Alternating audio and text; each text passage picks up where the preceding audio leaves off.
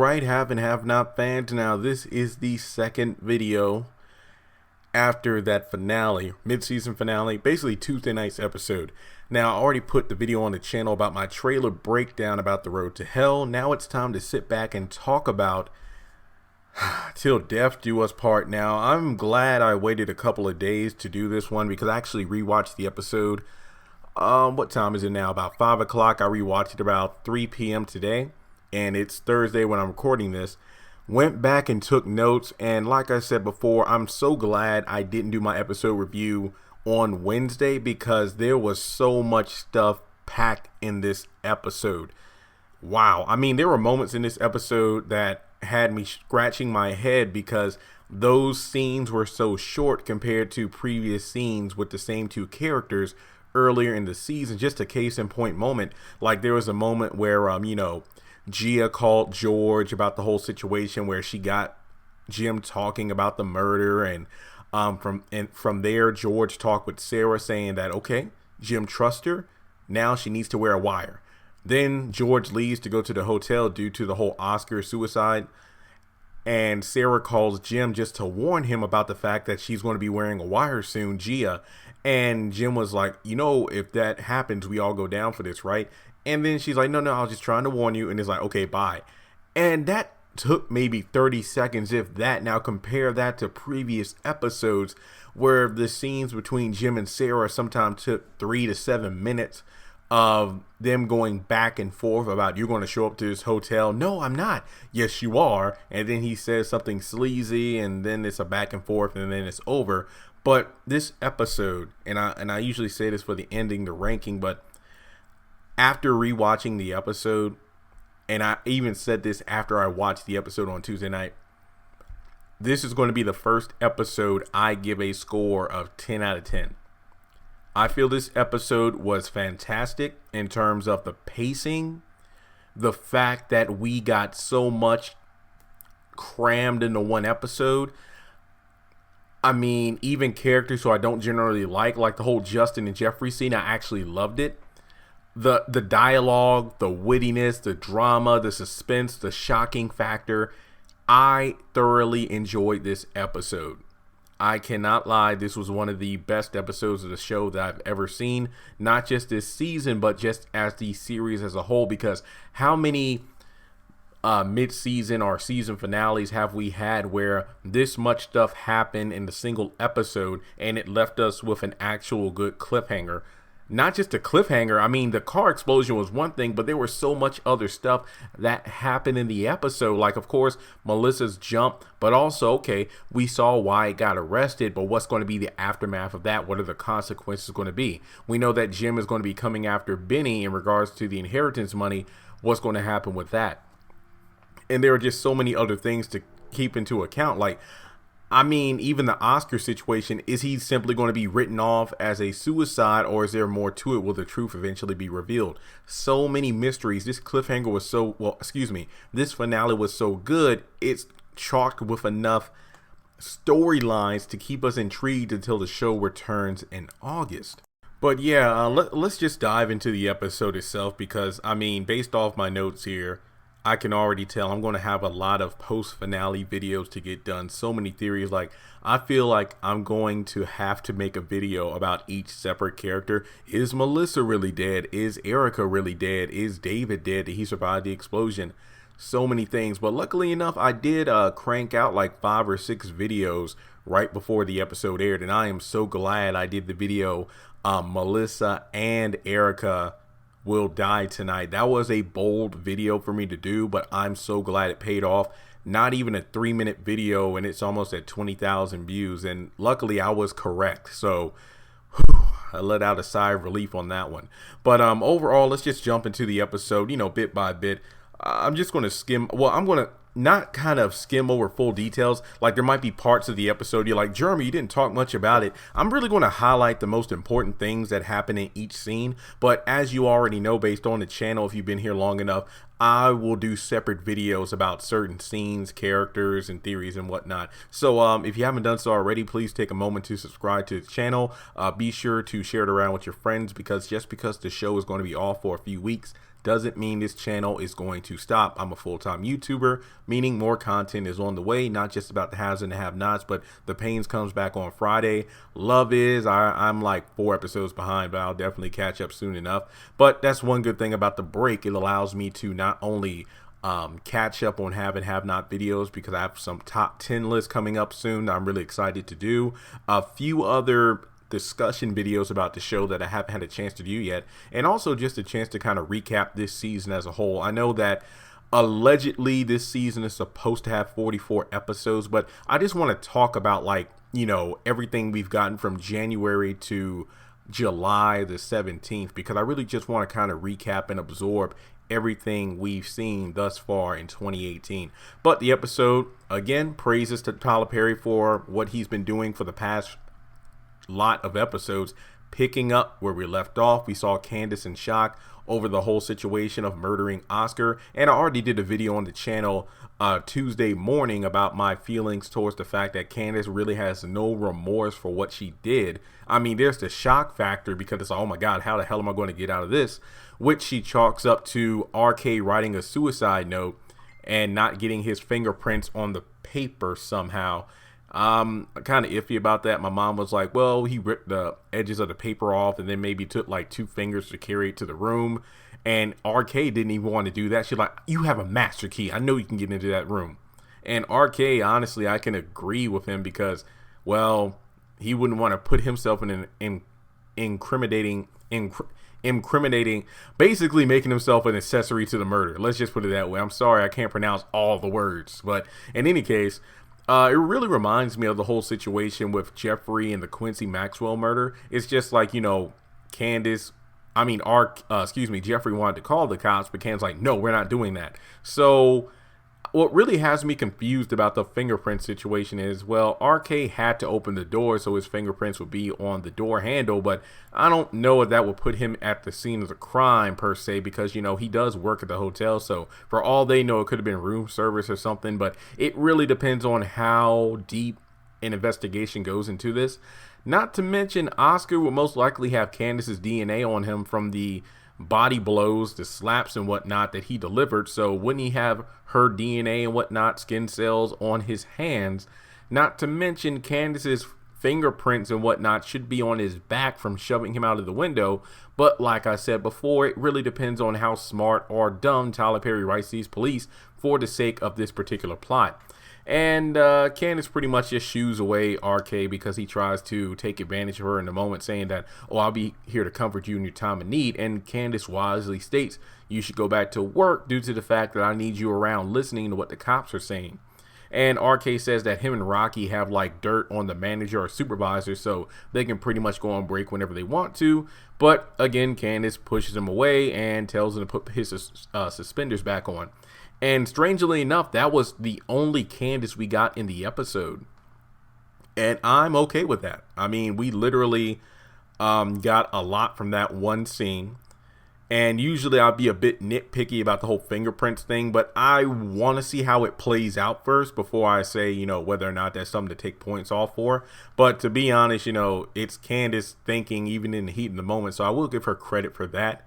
And also the fact that I'm not particularly a ladies man. Like I'm not as forward as RK is the best way to put it when it comes to the ladies, but even I would know that after a woman just committed murder, I doubt that's the right time to attempt to get it on with her. Not to mention, you literally said she's a bad bitch, so her being ruthless enough to throw Oscar out of a window, who's to say she wouldn't do the same to you if you crossed her? So yeah, but then we hop over to the jail. Catherine tells the truth, and honestly, again, I did a video last week. I think it was called something about what will happen after Catherine has Wyatt arrested. I really didn't want Hannah to go into another frenzy of emotion, destroying the friendship between her and Catherine. And yes, thankfully Catherine told the truth, but even better is the fact that last week in the episode Mole, she had already told the cops what went down, which is kind of surprising because Catherine, if you've already told the police about Wyatt being the one that attacked Vinny, why didn't you just tell Hannah in that moment that, hey, I turned my son in Marty's coming down here, so Benny's going to be free. Maybe Catherine was caught up in the emotion because once again, her friend, well, her son is in a situation due to the actions of her own son. Luckily, the scene was not as drawn out as usual because you know good and well if this was a standard have and have not episode, Tyler Perry would have milked that scene for 10 minutes. Gladly, Catherine and Hannah are still on good terms. It's like, how long have you known? And I'm like, really, it hasn't even been more than 12 hours. I think it was when I say last night, I mean in terms of the show itself. The night before, Hannah went over to Catherine's house to explain the situation, and in that moment, Catherine was trying to piece it together until she discovered the truth. But, yeah, I don't really know why Catherine didn't just tell Hannah in the last episode what she had done. But, finale, we need the drama. And I guess the biggest takeaway from that is the fact that Catherine is literally breaking down over the fact that, did I do the right thing?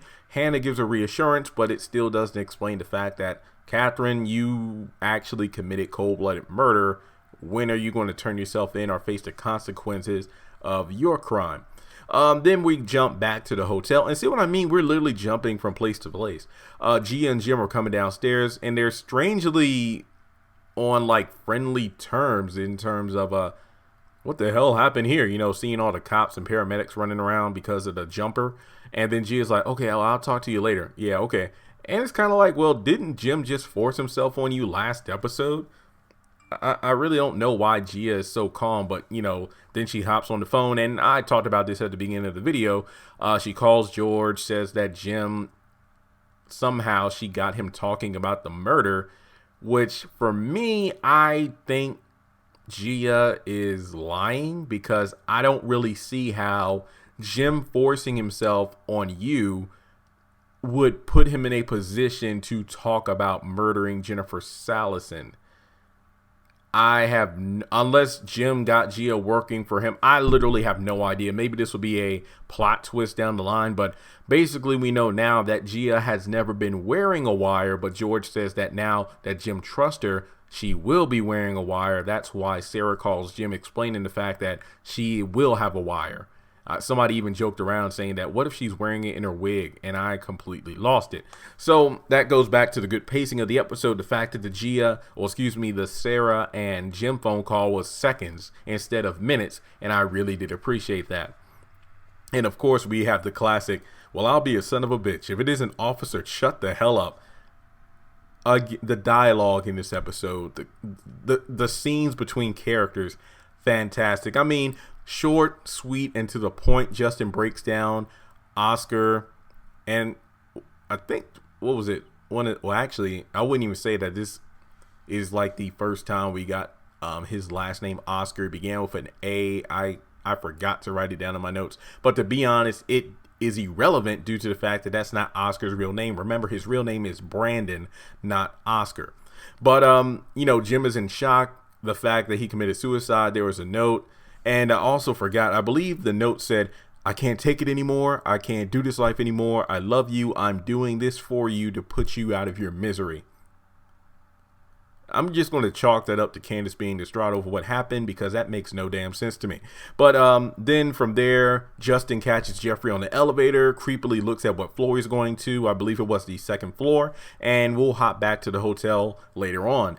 Then we have David surprising Erika with the new car. She mentions the fact that she really needs to help David pick out the furniture. But I will say this much, being a guy, the fact that the place is finally furnished, I am completely okay with it. I mean, the fact that there's finally a couch, coffee table, it looks great. I mean, yeah, it might not be the best fashion choice, but honestly, being a guy, I kind of don't care. As long as I have a table, somewhere to sit, I am good. And then they go outside, shows her the car. She's like, insurance could have paid for it. No, you keep your money. This is our house. I'm like, oh, this is interesting. And then Jim shows up. And again, the pacing is insane. So far, we've seen Jim at what? The hotel, briefly on the phone. He talks to Justin. Then he's at the Dern house with David. And we finally see Erika and Jim meeting face to face. I say finally meeting face to face because the first time they met, Jim stormed in a rage.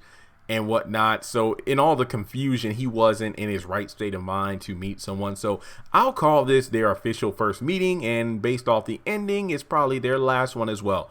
And it's really interesting how Tyler Perry did this, because remember during the first episode of Veronica's House, it was all about, well, actually, no, not Veronica's House. The first episode of the season, what was it? Afraid of Flames? Was it Afraid of Flames? I think it was Afraid of Flames.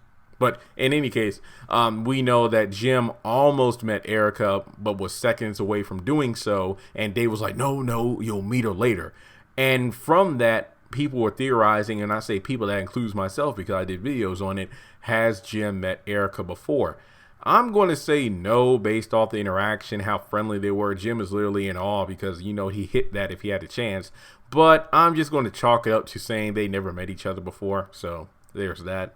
And, Erika goes back inside. Jim talks about, wow, you got one on her.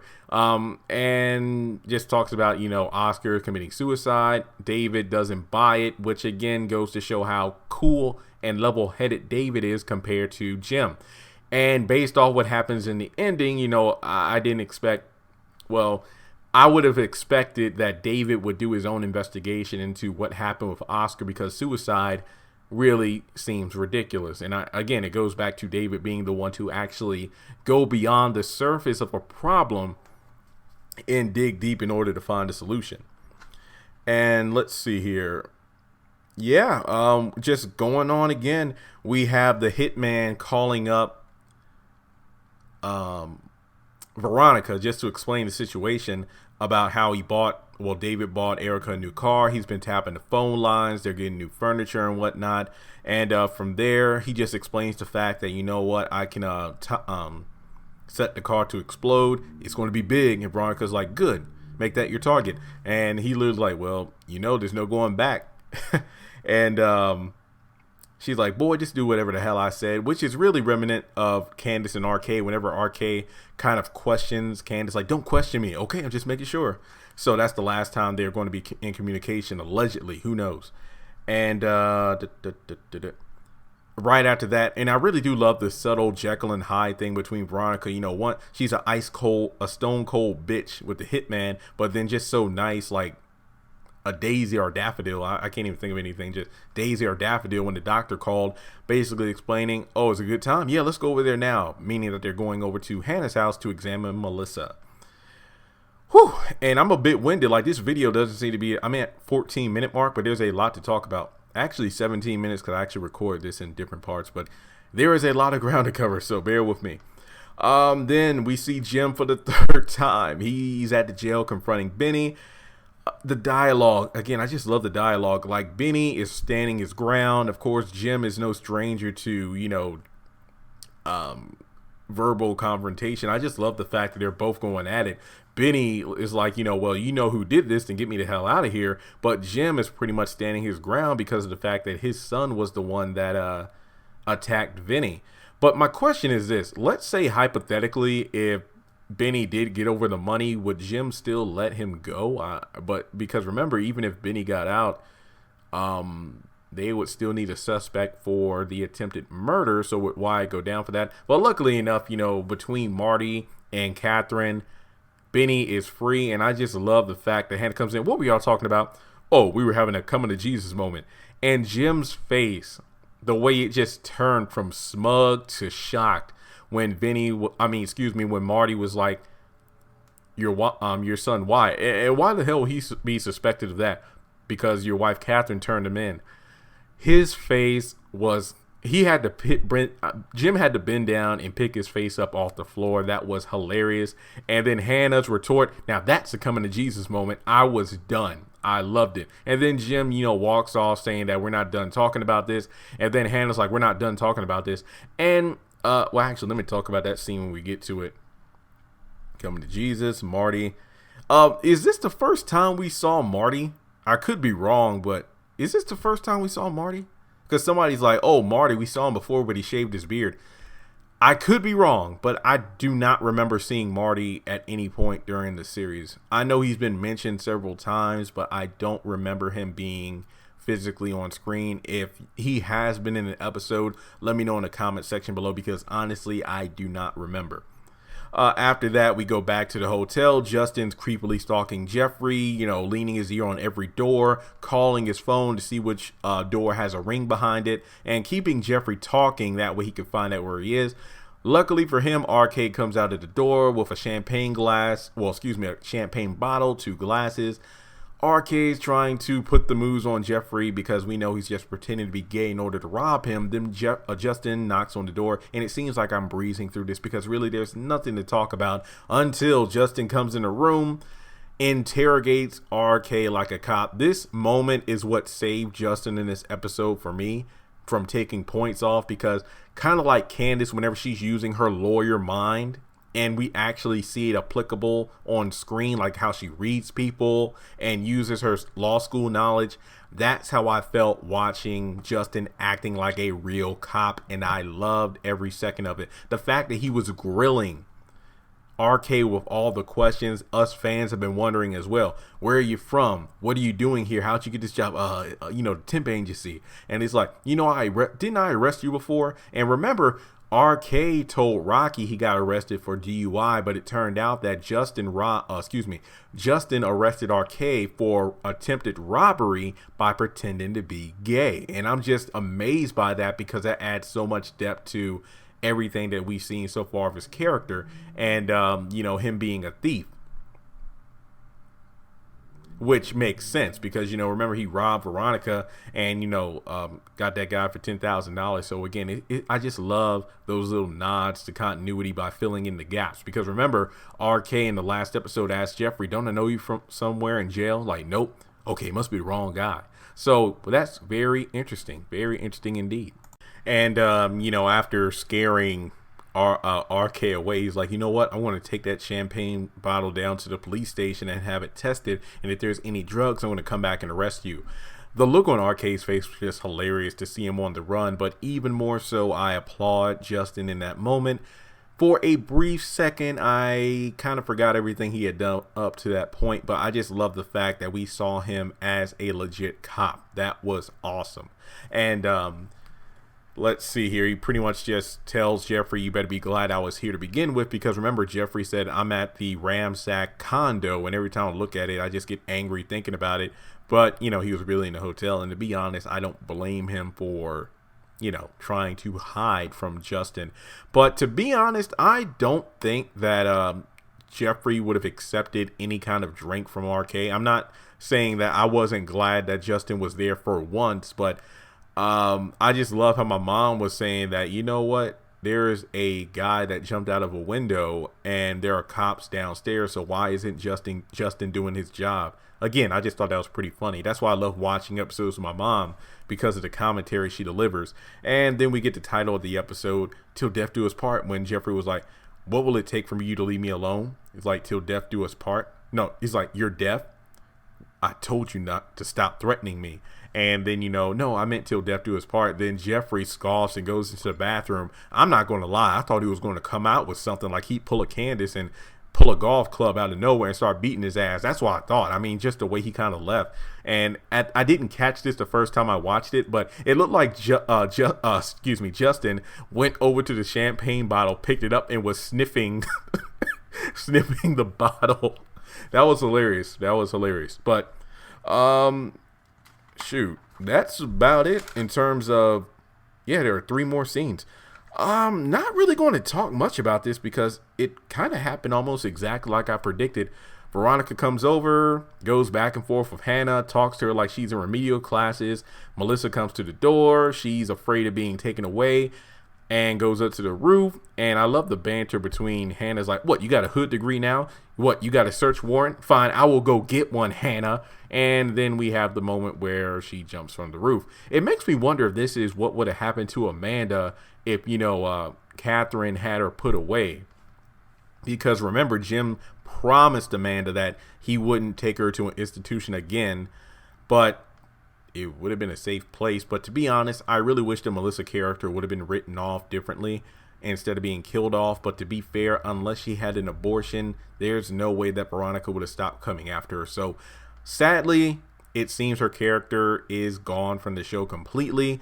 But in positive, and I'm really trying to find a positive in the suicide. I know it sounds weird, but at least she went out on her own terms, and I guess it goes back to what she was telling Hannah, that if Veronica ever came after her again, you will see me steer my own boat, which is not what I expected when she jumped off her roof. To be honest, I thought she was either going to attempt to land on top of Veronica or try to kill Veronica for coming after her again. And that begs the question how the hell she got up on the roof. But maybe there was a stairway from the attic to, or the second floor of the house to the roof. I don't know. I mean, Derek built the house, so I don't know. Well, but I'm just saying that would be weird to live in that neighborhood. It's like, you know, Hannah, you know, you had a girl literally splattered on the sidewalk like a scrambled egg. So, yeah. Anyway, I'll do a Melissa video later. But then Catherine opens up to her son. And to be honest, me and my mom were like, oh my God, this scene is dragging. Like, we didn't think this scene would ever end. At first, I was annoyed. But as the scene played on, it gave me something that I really wanted to. And a lot of fans want to see from these characters. Character growth. How did these characters become the way they are now? What was their past like? Before the series ever started. And I really did love that tender moment between Catherine and Wyatt, which is a moment that, you know, maybe someday that Hannah and Candace will have together before, you know, Hannah does what she has to does what she has to do to put Candace's reign of terror to an end. I don't know. Maybe we'll see it. Maybe we won't. I'll probably do a separate video talking about the conversation, but just the bare gist of it is Catherine loves Wyatt no matter what. Wyatt pretty much is an asshole, and it's funny how smug he was, just like his father Jim in the episode, until that cop came in and he's like, wait, what's going on here? So it's kind of like last week when he's like, Justin, get away from me, man, I'm not doing those drugs. But then when the nurse came in, he's like, no, he's a friend, let him stay. It was kind of weird, but that's pretty much it, except for the ending. Let me say this much. And yes, I'll be doing a video on the explosion. Tyler Perry messed me up, because how can you have a happy-go-lucky scene? David and Erika are smiling, the sun is shining, we got the water fountain in the front of the house. We got a what was it, like a pan or a wide shot where from like the sky we see those two walking to the car. He opens the door, shuts it, goes back behind the car. And my mom said this about 3 seconds before she cranked the car. She's like, watch, she gonna crank that car before he gets in. Watch, she gonna crank that car before David gets in. And that's exactly what happened. And damn it, David got thrown across that yard. It's hard to tell who got more mile or distance. Was it when Veronica got pimp slapped, or when the car exploded and David went flying across the yard? I mean, David flew so far across the yard that I felt like he came out of my TV and landed right beside me on the couch, because people were messaging me, well, was that a body part in front of the camera at the end of the episode? No, that was David. And that's the end of the episode. I mean, wow. I mean, we know that Erika said she took a spin around the block, but it's like, no, I'll go to the furniture store with you later. I want to go together. So that was the end, folks. That was Till Death Do Us Part. 10 out of 10. I literally feel 10 out of 10 is justifiable. This episode had great pacing. We went to so many different locations. We had character interactions. The dialogue was witty. It could be serious. It could be dramatic, sympathetic, especially the Catherine and Wyatt scene. I loved it. We didn't spend too much time in one place. I mean, even the places where it looked like we were going to be there for a while, like the Catherine and Wyatt scene, or even the Benny and Jim scene. Every moment counted. I don't feel like there was wasted time in this episode. I thoroughly enjoyed it. I'm definitely going to be rewatching it before the show returns August 14th. But Till Death Do Us Part, hands down, one of the best episodes of the season, if not the series. And I, without second thought, rank it a 10 out of 10. So let me know your thoughts in the comment section below on the mid-season finale. Allegedly, guys, please stop asking me. I don't know. Mid-season finale. Was this a season finale? All I know, we get more episodes in August. I couldn't be happier. But Till Death Do Us Part, if Tyler Perry continues the quality of episodes the rest of the year like he did with the last several episodes, I am sold. We are definitely in for a treat. And there's no telling who's going to die next. So with that being said, subscribe to the channel if you haven't done so already. Keep your eyes out.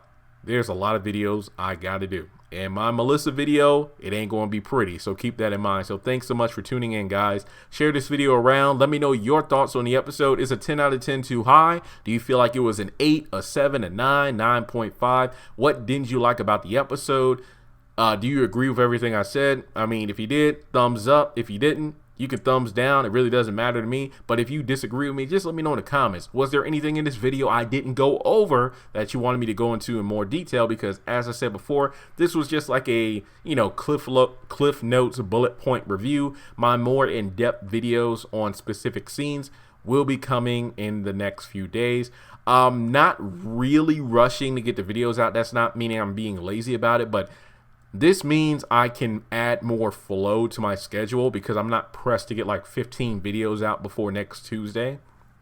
I can take my time and really get the work done. But thanks so much for supporting me, guys. As I said before, just because the show is off now doesn't mean the channel is off. So thanks so much for tuning in, and I will be looking forward to seeing some good comments below.